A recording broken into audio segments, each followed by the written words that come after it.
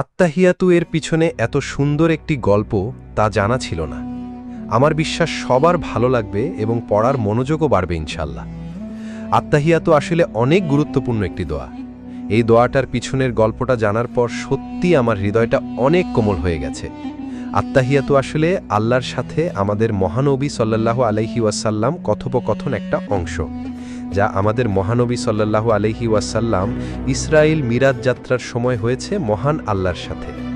মহানবী সাল্লাল্লাহু আলাইহি ওয়াসাল্লাম যখন আল্লাহর সাথে কথোপকথন শুরু করে তখন আল্লাহকে আসসালামু আলাইকুম বলেননি।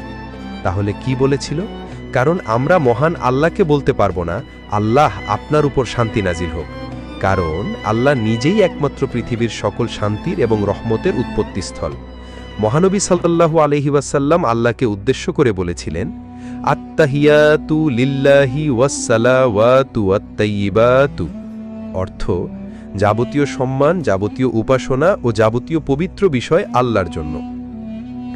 উত্তরে মহান আল্লাহ বলেন, আসসালামু আলাইকা আইয়ুহান নবিয়্যু ওয়া রাহমাতুল্লাহি ওয়া বারাকাতুহু, অর্থ হে নবী, আপনার উপরে শান্তি বর্ষিত হোক এবং আল্লাহর অনুগ্রহ ও সমৃদ্ধিসমূহ নাজিল হোক।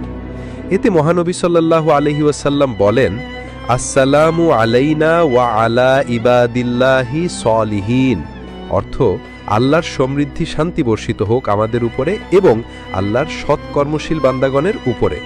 মহান আল্লাহ এবং মহানবী সাল্লাল্লাহু আলাইহি ওয়াসাল্লাম এই কথোপকথন শুনে ফেরেশতারা বলেন, আশহাদু আল্লা ইলাহা ইল্লাল্লাহু ওয়া আশহাদু আন্না মুহাম্মাদান আবদুহু ওয়া রাসূলুহু, অর্থ আমি সাক্ষ্য দিচ্ছি যে আল্লাহ ব্যতীত কোনো উপাস্য নেই এবং আমি সাক্ষ্য দিচ্ছি যে মুহাম্মদ সাল্লাল্লাহু আলাইহি ওয়াসাল্লাম তার বান্দা ও রাসূল। সুবহানাল্লাহ।